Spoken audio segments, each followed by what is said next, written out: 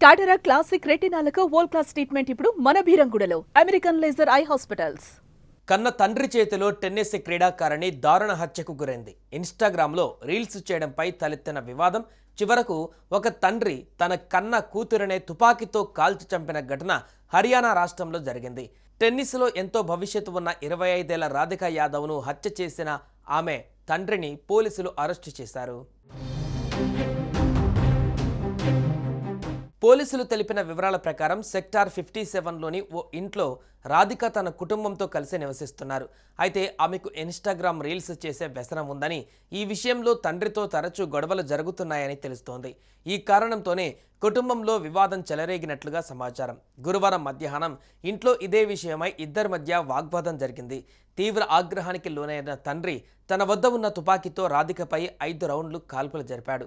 ఆ ఘటనలో 3 బుల్లెట్లు ఆమె శరీరంలోకి దూసుకు వెళ్లడంతో ఆమె అక్కడికక్కడే కుప్పకూలి ప్రాణాలు విడిచింది. కాల్పుల్లో గాయపడిన 25 ఏళ్ల రాధిక పరిస్థితి విషమంగా ఉండడంతో ఆమెను ఒక ప్రైవేట్ ఆసుపత్రికి తరలించారు. కానీ వైద్యులు ఆమెను కాపాడలేకపోయారు. రాధికా యాదవ్ రాష్ట్ర స్థాయిలో ప్రసిద్ధ టెన్నిస్ క్రీడాకారిణి. పలు టోర్నమెంట్స్లో మెడల్స్ సాధించి కుటుంబానికి ఆ ప్రాంతానికి కీర్తిని తెచ్చిపెట్టింది.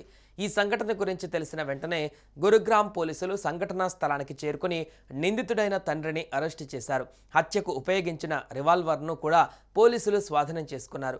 ఘటనపైన కేసు నమోదు చేసి దర్యాప్తు చేస్తున్నట్లు పోలీసులు వెల్లడించారు. ఇక ఈ కేసులో సంచలన విషయాలు బయటపెట్టారు పోలీసులు. కూతురు సంపాదనతో జీవిస్తున్నారని, కొందరు తనను హేళన చేశారని, ఆ అవమానాన్ని తట్టుకోలేకే రాధికను ఆమె తండ్రి దీపక్ చంపేశాడని తెలిపారు. టెన్నిస్ అకాడమీని మూసివేయాలని ఎన్నిసార్లు చెప్పినా వినలేదన్నారు. కాగా నేషనల్ లెవెల్ ప్లేయర్ అయిన రాధిక గాయం కారణంగా ఆటకు దూరమయ్యారు. అకాడమీ స్థాపించి పిల్లలకు ట్రైనింగ్ ఇచ్చేవారు. ఇక టెన్నిస్ ఖేలో.com ప్రకారం అంతర్జాతీయ టెన్నిస్ ఫెడరేషన్ డబుల్స్ ర్యాంకింగ్స్లో రాధికా యాదవ్ 113వ స్థానంలో ఉంది. 2000 సంవత్సరం మార్చి 23న తేదీన జన్మించిన రాధికా యాదవ్ టెన్నిస్లో తన భవిష్యత్తును ఎత్తుక్కుంటూ ఒక్కో మెట్టు ఎక్కుతూ వచ్చింది. ఈ క్రమంలో ఎన్నో పోటీలలో విజేతగా నిలిచింది. తన భవిష్యత్తును మరింత మెరుగులు దిద్దుకునే క్రమంలో తండ్రి చేతిలో ప్రాణాలు కోల్పోవడంపై తీవ్ర దిగ్భ్రాంతి వ్యక్తమవుతోంది. और फिलहाल ये कोई अपनी टेनिस एकेडमी चला रही थी. इसके पिता के द्वारा इसको गोलियां मारी गई हैं, जिसको पुलिस के द्वारा अरेस्ट कर लिया गया है और उससे पूछताछ की गई है तो उन्होंने इस घटना को अंजाम देना स्वीकार किया है.